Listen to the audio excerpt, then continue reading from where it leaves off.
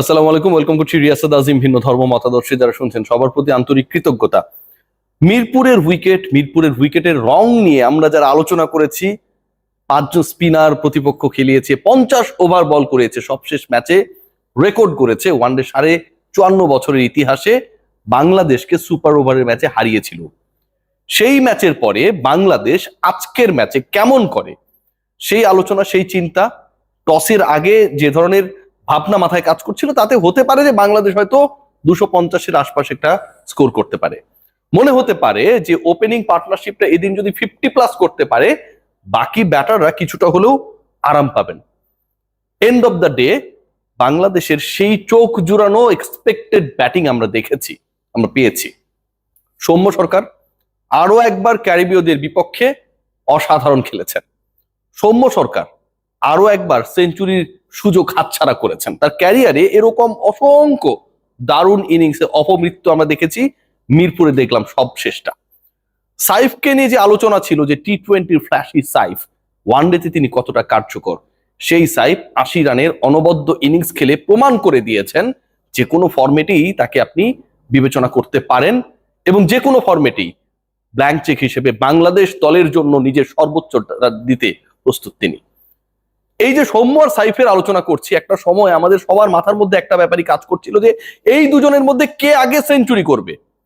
একটা সময় মাথার মধ্যে এটা কাজ করছিল যে এই দুজনের মধ্যে কে আগে 50 করবে, কার স্ট্রাইক রেট বেটার হবে।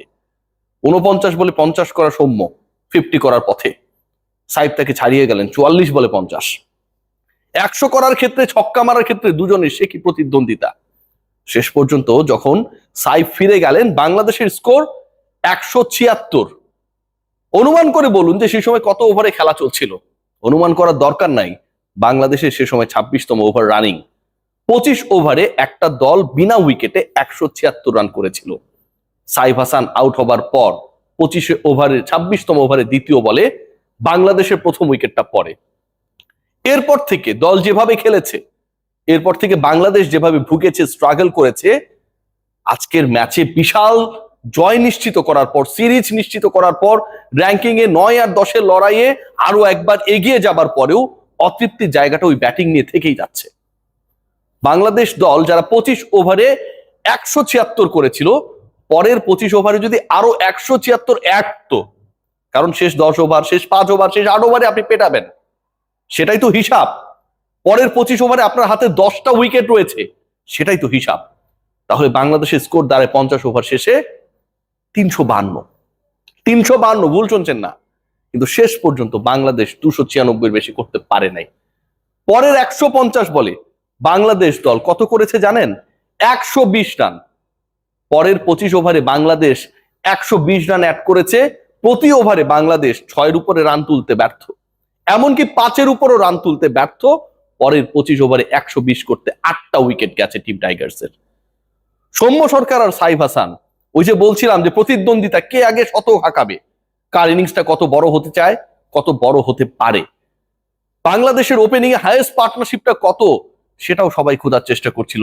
টিভি স্ক্রিনে যখন চলে আসে 292 তামিম ইকবালের সাথে লিটন কুমার দাসের সেই পার্টনারশিপ, আজকে সেটা ভেঙে যাবে। সেই রেকর্ড যেমন ভাঙে নাই, বাংলাদেশ দল শেষ পর্যন্ত 300-র ম্যাজিক ফিগারটাও ছুঁতে পারে নাই। সৌম্য 91 এগিয়ে ফিরে গেছেন, দারুণ খেলেছেন। আগের ম্যাচে যে প্রতিশ্রুতি দিয়েছিলেন, আজকে তার পূর্ণ বাস্তবায়নের পথে ছিলেন বাঁ হাতি এই ব্যাটার। সাইফ হাসান যে 6টা ছক্কা মেরেছেন, যেভাবে ডমিনেট করেছেন, শেষ পর্যন্ত ওই মিস হিটটা যদি মিস হিট না হতো তাহলে হয়তো তিনিও আউট হতেন না, আরো একটা ছক্কা বাড়তো, 6-এর সংখ্যা হয়ে দাঁড়াতো 7। এন্ড অফ দ্য ডে এই দুজনের দৃষ্টিনন্দন ব্যাটিং, বোলিং ডিপার্টমেন্টে নাসুম আহমেদ, রিশাদ হোসেন, তানভীরদের অসাধারণ নৈপুণ্য বাংলাদেশকে স্বস্তির জয় এনে দিয়েছে।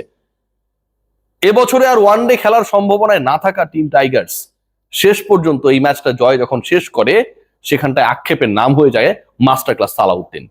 বাংলাদেশের ব্যাটিং অর্ডারে যেভাবে বিভিন্ন সময় রঙ্গ তামাশা আজকে চলেছে, ব্যাটিং অর্ডার ড্রেসিং রুমকে যেন একটা বাপ দাদার সম্পত্তি বানিয়ে ফেলেছে, এগুলোর উত্তর দেওয়ার কেউ নেই।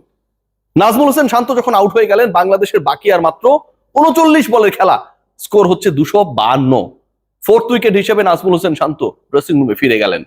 আরো 39 বলের খেলা বাকি। সেই 39 বলে পরের 6 উইকেটে বাংলাদেশ অন্তত 7টা রান তো অ্যাড করতে পারা উচিত।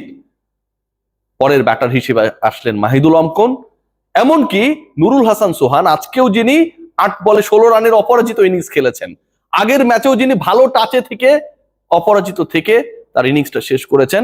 আজকের ম্যাচে সোহানকে নামানো হয়েছে নাম্বার 8-এ। বাংলাদেশ অসাধারণ শুরু করার পর ওই সিচুয়েশনে আপনি হয় সোহানকে বিবেচনা করবেন অথবা রিশাদকে বিবেচনা করবেন। নাসুমের পরেও যখন মেহেদী হাসান মিরাজ আর নুরুল হাসান সোহান ব্যাট করতে নামে, দুজনের ব্যাটিং অর্ডার যখন হয়ে যায় যথাক্রমে 8 আর 9, ঠিক তখন বাংলাদেশের থিঙ্ক ট্যাঙ্ক কতটুকু আসলে থিঙ্কিং এ পারদর্শী সেই প্রশ্ন তোলা খুবই যৌক্তিক। খেয়াল করে দেখুন যে আমরা মোমেন্টাম কিভাবে নষ্ট করেছি, বাংলাদেশ মোমেন্টাম কিভাবে নষ্ট করেছে। একটা দল 25 ওভারে 176 থেকে পরের 25 ওভারে বাংলাদেশ 8 উইকেট হারিয়ে 120 রানে বেশি তুলতে পারে নাই, প্রতি ওভারে 5 রান পর্যন্ত তুলতে পারে নাই।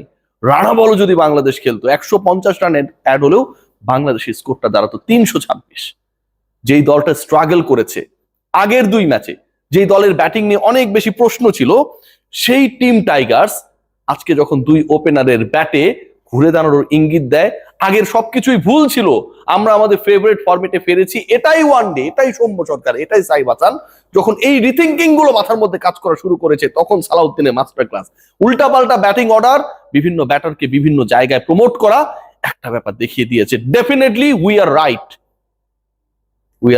In wrong sense. বাংলাদেশের সেই রান চেস ডাউন করতে গিয়ে কখনোই ওয়েস্ট ইন্ডিজ আলটিমেটলি ভালো অবস্থায় ছিল না। নাসুম আহমেদ শুরু থেকে অ্যাটাক করেছেন, মেহেদী হাসান মিরাজ এই নাসুমকে দলভুক্ত করার ক্ষেত্রে যে মুন্সিয়ানার পরিচয় দিয়েছেন, আর তাকে দলে না নিয়ে স্পিনিং উইকেটে গাজী আশরাফ হোসেন লিপুরা যে বিতর্কের জন্ম দিয়েছিলেন যে নাসুম আহমেদ 16 জন 15 জনের মধ্যে নাই, সেটা যেন আরো একবার প্রমাণ করার জন্য আজকে নাসুম এই ম্যাচকে ভরসা হিসেবে বেছে নিয়েছেন। প্রথম 3 উইকেট, প্রথম 3 ক্যারিবীয় ব্যাটারের হন্তারক নাসুম আহমেদ। রিশাদ হোসেন 3 ম্যাচ খেলেছেন 10+ উইকেট, প্রথম ম্যাচে ভালো করেছেন, 6 উইকেট নিয়েছেন, ব্যাট হাতে অনবদ্য 200 স্ট্রাইক রেটে 13 বলে 26।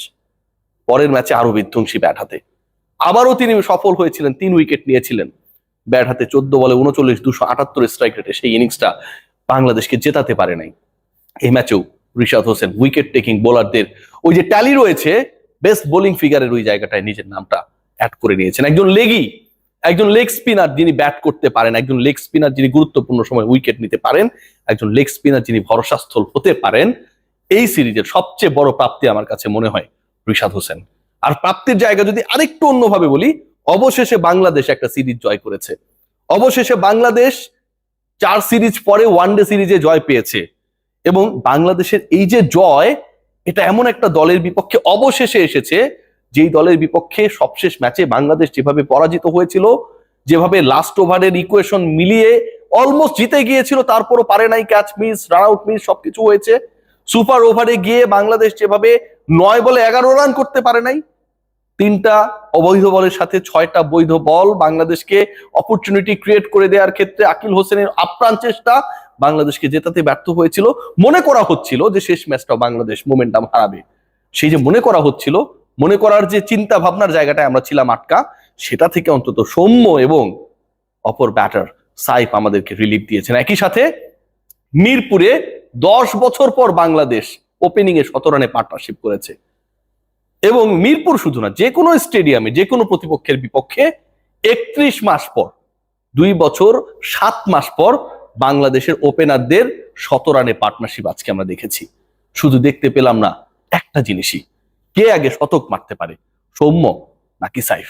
এক জায়গায় সাইফ এগিয়ে, শতক হাঁকানোর এই প্রতিদ্বন্দ্বিতায় সৌম্য সরকারের সাথে রেসে চলা সাইফ হাসান সৌম্যের আগে আউট হয়েছেন। সবাই ভালো থাকবেন।